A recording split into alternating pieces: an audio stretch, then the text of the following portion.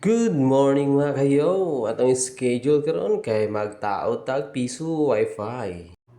After na to maglatag, syempre atong i-check kung okay bang atong fiber optic reading. Para ma-check, mo gamit tag OTDR. Then okay man ang reading, so ato nang i-loop kay ato nang iandam para saksak sa router. Shout out na to na atong gwapong alatherman si Jojo. Sa mga gustong mag-business diya og piso wifi or gusto magpataod og private wifi sa inyong balay, ayan lang mo kawaw, PM lang.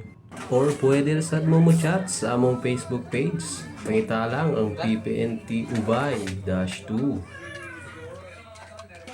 Hey guys, kulot yung book guys. Ako'y ligo guys. Samtang gaplastar ko sa among router ug wiring sa among piso wifi. Agamong gwapong dudot, tagpahilo na po sila sa outer antenna.